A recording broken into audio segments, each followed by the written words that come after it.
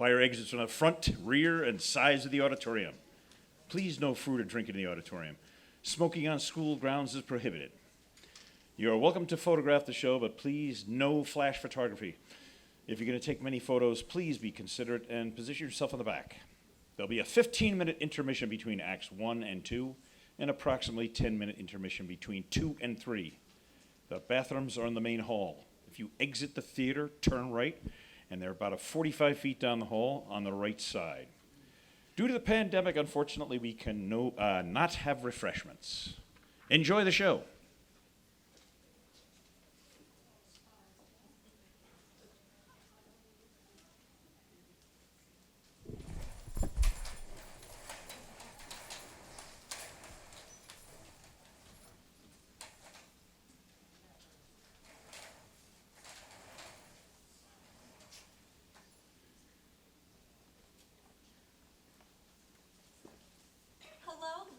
Gentlemen of the audience, I am Mrs. Brassett, one of the 10 characters in the play written by Brandon Thomas in 1892. Charley's Aunt has been performed on stages tens of thousands of times in various different countries and languages. It has also been made into dozens of movies. Since it's almost 130 years old, there are certain social norms and slang terms that we do not have here in the United States in 2021, like how a young woman could not be in the same room as a young man without a chaperone. The chaperone would protect her reputation and guard her physically. If a woman is known to have visited without a chaperone, she would be considered a prostitute or a very loose woman. She would also lose the chance into marrying into a respectable family. Mr. Long has revised the script to make it more easily understood. I'm the servant to Jack Chesney, who is a student here at Oxford University. He loves Kitty and wishes to marry her, but hasn't quite told her how he feels yet. He's writing a letter, unsuccessfully, trying to do just that. I'm having fun making his writing task a little more difficult.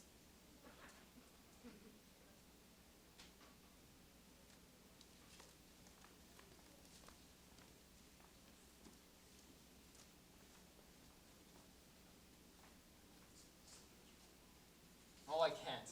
I don't know how to say it. I should have told her how much I cared about her before she went away to Scotland. And now, I may have lost my chance to be with her forever.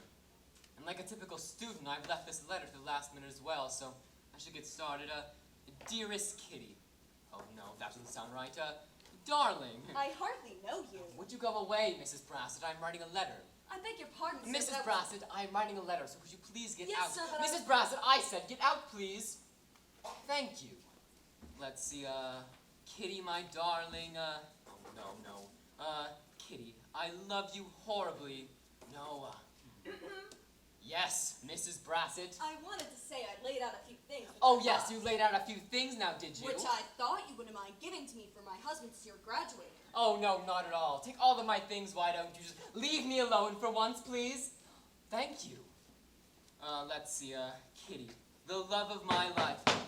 Mrs. Brassett, I've told you so many times that I wish to be alone, yet you keep on Oh, it's Charley. You finally come. Where's your aunt?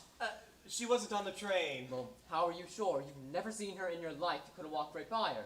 Yes, well, I'm sure that she wasn't on the train. Well, how are you sure? I might have reread her letter, and she might be coming at 12:30 p.m. instead of 10 a.m. You're a nitwit. Yes, that's me. Your aunt was going to be our chaperone, and Kitty and Amy can't stay without a chaperone. She will come eventually, won't she? Well, if my aunt was smart enough to marry one of the richest men in South America, then surely she can get her fat bum on a train. Well, I'd hope so. Actually, she's kind of a celebrity. Here, read that. Third one down. Let's see. A 9-year-old woman has given birth to triplets. Oh, no! Fourth one. Oh, okay, good. Donna Lucia Dalvadores, the Brazilian millionairess, has purchased Lord Toppleby's magnificent mansion in northeast London. Originally from England, she became the financial advisor to Don Pedro Dalvadores, who then married the financial genius Donna Lucia. Shortly after their marriage, he sadly died, leaving all of his wealth to her. Well, what does this have anything to do with you? Keep reading. Her only relation is a nephew at Oxford University. That's me. Oh, that's wonderful. She could be here any minute. Yes, well, you see, Jack, I don't expect anything more from my aunt. When I was born, she left a small amount of money for me in a trust fund for my education, but she was in Brazil when I was born, so I never got to meet her. Well, there's no need to worry, Charlie. While you two are getting acquainted, I will have my talk with Kitty. Yes, about that. What about my little talk with Amy? And you see, that's the problem. We can't go pushing your aunt back and forth between us like an old wheelbarrow. What we need is someone to keep her occupied while we talk to the girls. Yes, we need someone who's witty, a good conversationalist, and a little touch of dignity. Yes, but which of our classmates could be a good choice? Freddie Peel? No. He would eat his lunch and then her lunch and then, well, you know, everyone else's lunch. What about a nobleman?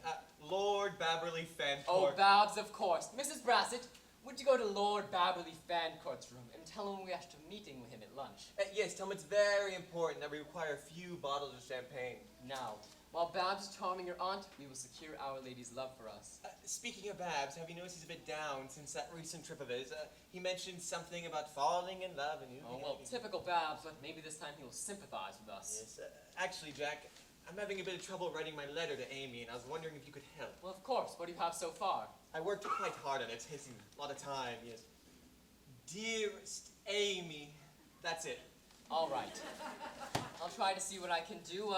Dearest Kitty, I fear that my love for you... It's Amy. Oh, right, Kitty. sorry. Dearest Amy, I fear that I love you so much that, oh, I could die. That's a bit much. Oh, well, shut up. You wanted my help. Anyway, let's see. Dearest Amy, I fear that my love for you has grown too great that I could burst out of my chest and then my dead body sure Jack, I'll write it myself. Oh, fine then. Lord Babberley Fancourt is having a gathering himself for lunch. Could you please send him a few bottles of champagne? All right, let's go to Babs. Hopefully we can get some bubbly out of him. Hurry, hurry. They're always in a hurry. Mrs. Brassett, do this. Hurry, do that. If only they'd pay their bills in a hurry. Jack! Jack, I say, old man. Hello? Hello. Serves him right leaving me out in such an ostentatious way, especially when I'm so beastly hard up. Thank you, old man. Oh, there you are, Babs. We were just talking about you. Were you? How do you think I'm looking? I'd say splendid, Babs. Well, I thought you might be pleased with me. Well, ta-ta. Oh, no, Babs. You wanted to talk to us last night. I did, but why? I can't remember now. No, ta-ta. Oh, Babs, me and Jack were looking for you last night. Where were you? Oh, yes, you know Freddie Peel, don't you? He's an awful idiot. Hasn't got a particle of brains. Anyway, he had a card game last night, and I won 70 pounds from the fool. Should have seen the look on his face. But Freddie Peel is, well, broke. No, really? Really? Did he pay you? No, but he said he would when his grandmother passed. Oh, well, she's been dead for years. Really? Really? That's beastly. Well, he is an awful idiot. Hasn't got a particle of brains. Look at the time. Oh, no, Babs, you must stay for lunch today. I'm sorry, old chaps, but I have a tutor. I must study. Oh, you mustn't work so hard. You're looking rather, tired. Am I really? Yes, I was telling Jack just about that this morning. What, do you think I'll die? Oh, no, not you. You'll turn out to be a great man. Maybe. That's what I think. There have been a lot of great men in my family. Men in the army, the navy, and the like. Yes, and I bet they never killed themselves with studying like you are. No, but we'll have got to do something. You gotta join us for lunch. You see, my aunt's coming to pay me a visit. Really? What fun. I know Charlie visits his uncle sometimes when he needs something, so it's only right that she should pester him with a visit. Oh, now that's what we need, Charlie. A witty chap with a good sense of humor. Yes, Babs, you'll be perfect for my aunt. Well, what's she like? Well, I don't quite know. I've never met her. Well, I tell you, she might turn out to be an awful old hag. Oh, no. She's a widow, and she's a millionaire, and, well, that's about it, actually. All right, I'll take a shot. What's her name? Donna Lucia Dalvadores. Oh, damn it. Oh, no, Babs. You must stay. You will find Charley's aunt a charming old woman. Charming old woman. Don't you have anyone younger coming? Yes, two other ladies. Nice. Young. Very nice. That's more in my line. How many did you say again? 2. Oh, I see. One for each of you and I get the old hag. No thanks, I'm... Oh, Babs, this is an awfully serious affair. I should think so with an old hag like that. Yes, but you're only looking for your help as a friend. Yes, Babs, we will take you into our confidence. Straight as an arrow, no humbug. We're in love. Charlie, too. Silly ass. Oh, this is a real thing, Babs. I should... Yes, and if you knew the girls as well as we did, you wouldn't take a second thought to it. Oh, I say, have you two proposed? No, but that's why they're coming to lunch today. Oh, I get the point of this. You two want me to propose for you. No! We would do that ourselves, but that's why they're coming to lunch. You know, you don't seem to sympathize with us a bit. Oh, well, don't I, though? I say, have you noticed how sad I've been lately? I guess. What is it this time? Well, I don't know, but why? I think I'm in love. Why do you think that? I'm always wanting to be alone and hear the birds sing, and why, I'm getting so fond of poetry. Oh boy. I got ill for a weekend. Wait, no. I got drunk for a weekend, but it just made me ill for a week. Oh, you've got all the symptoms. Tell us about it. You do remember when I was ill for a week? I took the yacht round trip through the Mediterranean, and about Monte Carlo, I came across a nice English officer named Delahaye, quite penniless and dying. You know, Jack, he tried to commit suicide. Oh, bad luck with the tables, Yes, he'd gambled all his money away. But, I tell you, he had the prettiest girl you ever saw with him. And to keep his spirits up, I used to play cards with him. What became of him? He died, the poor fellow. Oh, and what became of the prettiest girl you ever saw? I lost sight of her. A lady coming from South America, I believe, took charge of her and brought her back to England. You know, Jack, I tried to tell her That you loved her. but she was just in such great grief That it oozed out of your fingertips and the points of your hair. And after all, I might have been rejected and looked like a silly ass. Well, at any rate, Babs, I hope you can sympathize with us. Oh, the messenger's back. What have you got for me this time? Oh, they're coming. By Jove! You'll So they stay, are. won't you? No, I've got something to do. Oh, well, what? It's awfully important. Well, what is it? I'm going to play in some amateur theatricals, and I've given my word. What are you playing? A lady. No, an old lady, and I've never acted a day in my life. Oh, so that's your tutor, is it?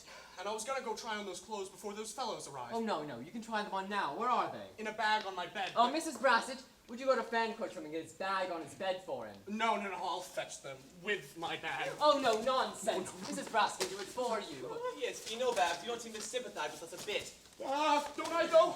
I just wish I could see my own little girl. Oh, I'm sure she will turn up one of these days. Why don't you have a drink, Babs? No thanks, I've quit drinking. Oh, just one? Absolutely not. Fine, then. Here you are, Charlie. Never mind, I'll take it. All right, then. I'll tell you what we'll do. We'll drink to her well-being, wherever she is. To the future Lady Fancourt, what did you say your name was again? Why, I haven't the faintest idea. Oh, my God. Idiot. Oh, ordered this stuff now, did you? Your things, my lord. Oh, thank you, Brassett. You're an awfully good servant. Oh, I say, Jack, have you have a crown? Oh, I'm afraid not. Charlie, half a crown, do you? No, I don't. Oh, Brassett, half a crown. Thank you. Here you are, Babs. And for your momentous service to us. Half a crown. So what have you got there, Babs? These are just chocolates. Chocolate? Oh, let's have a look. No. I say, I'll try on these clothes while you tour in the garden with the girls. Oh, no, we will want you with us. You can try them on now. It won't take long, will it? Only a minute or two, but I've lost a lot of time over these theatricals, and next term I mean to study harder. Oh yes, here it is. Here's the name. Oh, so it is. Mr. Chesney. I wonder if they're in. Your aunt. They've come and your aunt isn't here yet. Well, what do we do? We can let them in. Let them in, Mrs. Brassett. We'll explain everything to them shortly. Oh yes, we were very pleased to be able to come, weren't we, Amy? Oh, yes. Mr. Wickham, are we too early? No, not at all. Yes, Mr. Chesney, you didn't mention any time. Oh, no, not at all. You're just in time. Come, let me show you my rowing trophy that I got for rowing. Oh, I love rowing. So this is where you think and study and do all of your work and everything? Yes, we do a lot of that sort of thing around here. You have a nice place. Thank you. Oh, we're so glad to see you here today. You're off to Scotland tomorrow, and we'll miss you so much. Oh, yes. Uncle always takes us to some dreadfully remote place where we never see a soul, and it's so dreary. What do you mean by that? I don't know. Well, it's quite a shame. Why? Are you sorry we're going? Sorry, no, we're just nervous to see you today and anxious that you're going. Well, it's lucky Uncle was away in town, or I don't think we could have come. Why's that? I don't know, but he raises such odd objections. And then, he's so peculiar about Kitty. Why's that? She's an heiress, and he's her guardian.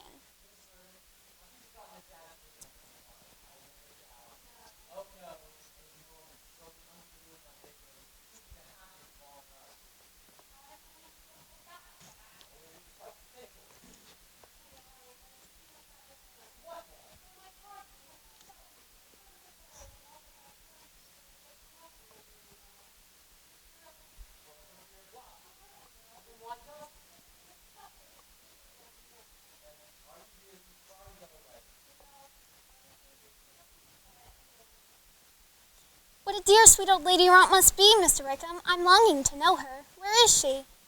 One moment. Jack? Oh, yes, Charlie. Where? What do you want now?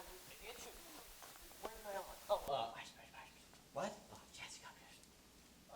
Why, Auntie hasn't arrived yet. Oh, Kitty, Mr. Wickham's aunt hasn't come yet. Hasn't come? Oh, then we'll run into town and do some shopping and come back later. Shouldn't be long. Goodbye. Oh, bye-bye. Goodbye. Oh, we miss you already. Bye. Goodbye. You see that, Charley? They were off like a shot when they found out your aunt wasn't here. Yes, but Jack, I feel so much better after sleeping here today, don't you? Yes, but you need to get to the station to get the old girl here in a fly. The old girl? Your aunt, of course. Oh, yes. Well, come on, get up. You can't sit there all day. Yes, but you know, Jack, I feel so much better after sleeping here today, don't you? You already said this, Charley, and if the answer is yes, Ta-ta! ta-ta. I say, Jack, have you any hairpins? Hairpins, no, I'm afraid I don't have hairpins. May I send Miss Brassett for them? Sure, Mrs. Brassett, would you, yeah. I say, Jack, have you half a crown? No, I already said I don't. You haven't got anything. Brassett, I gave you half a crown earlier. May you split it into 2 shillings? My eyes are up here. 2 shillings and get me a box of hairpins. Certainly, my lord. And you can keep the change, darling. I say, were those the girls? Yes, but what made you jump out like this? I'm They sorry. could have seen you. I'm sorry, I didn't know it was them. Well, someone else is here and no one can see you like this. Come on in. Jack, Oh, hello, Father. my dear boy. You're looking fantastic. How old are you now? 51? 50. Oh, who would believe that? And you, Jack, seem much older than I was at your age. I suppose it's the times. Even the old college shows it. New ivy, new paint. Well, your alma mater's an old beauty still, Father. I suppose she is, but we all grow old. Oh, not you, Father. No one would ever think that you're 51. 50. Oh, 50 would have been a top-booted, domineering old man with a bunch of white hair. But here you are, an up-to-date sort of chap one can talk to like a friend. How have you done it? Don't know. Well, do you drink? All I want. Do you eat well? Never really paid any attention to that. Here, arm boy, there's your check. Oh, thank you, Father. You know, I haven't seen nearly enough of you lately. I noticed by paying your extensive liquor bills that you've been, enjoying yourself with friends. Yes, sorry about that one. Never mind that. I was the same way when I was your age. As you know, with the death of your grandfather, I have become the sole inheritor of the family properties and assets. I have also, what you don't know, come into the family debts. Family debt? Which is far more than I expected, with the result that all the money I've been saving for you in India goes to pay for them. And, in short, Jack, you and I, for the next 2 years, will be, comparatively speaking, poor men. Poor men? However, I'm in hopes of a small appointment for you in Bengal. Oh, Bengal? That place is horrible. Oh, what do you want now, Mrs. Brassett? His lordship's hairpins, Oh, well, sir. confound his stupid hairpins. Father, could this matter be, say, solved by a wealthy marriage of the sorts? Oh, no, Jack, that's the sort of thing I despise. Oh, listen. Charlie Wickham's aunt, Donna Lucia Dalmadores, is a widow. A widow. And a millionaire. And a millionaire. And a charming woman, of course. No, Jack, I don't think I'd advise you to do a thing of this kind merely for the sake of money. Not me, Father. You. Me? You young rascal. No, I shall never marry again. Oh, think it over, Father. Where are your things? At the hotel, don't be rash. Well, go back and change and make yourself look as nice as possible. Jack, horrible, no. 1 second, Charlie. Let me introduce you. This is my father, Sir Francis Chesney. Father, this is Charlie Wickham. Glad to know you, my boy. Now, go back to the hotel and change and make yourself look as nice as possible. Put a flower in the buttonhole. It takes years off a man a flower in his buttonhole. No, Jack, you come to lunch with me at the Angelo's Restaurante. Oh, don't be ridiculous, Father. Be back here at 1 p.m. All right, Jack, I'll have a look at her. All right, what do you want now? Read that. Let's see, important business. Won't be there for a few days. Donna Lucia Dalmadores. She's not coming. Well, go wire a telegram. No, it's too late. There's no time. Well, what are we going to do? We need a chaperone Well, to watch Kitty and Amy. but- Your aunt was going to be the chaperone, but- and now she can't come. Jack- So we don't have a chaperone. Jack! What? What about the old proctor's wife, Mrs. Oh, no, she would sit there and she was staring like an owl. The girls! Oh, They're what- here. Well, what are you going to do? I say, look here. Oh, what do you want now, you stupid Oh, no. Charlie, Yes? would you like to take a look at this? What? I would like you to meet somebody. Who? Your aunt. What aunt? Your Aunt Babs. Oh. Oh, my. She's the only one you have, so you're going to have to work with her. Is she our only option? Unfortunately. I say, look here. Oh, splendid. Who's that? It's the girls. Oh, Uncle thinks he's Oh, no, they won't. Stop if you do. Well, stop. What do you mean? You're going to be Charlie's aunt. Hell no! Hell yes, take a seat. Let him in, Mrs. Brassett. You better not ruin this. Come in. You've come back. We're so glad. Oh, yes, we were longer than we intended, but we wanted to get some flowers for Charlie's aunt. Has she come? Oh, yes, has she? I hope she's come. Yeah, she's come. Girls, this is Donna Lucia Dalmadores. Donna Lucia, this is Miss Verdon and Miss Fetigue. say something. How do you do?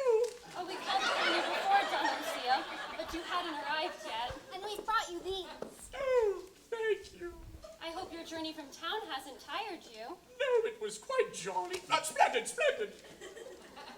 What am I supposed to do with these? Stick them somewhere. You look worried, Mr. Wickham. Are you ill?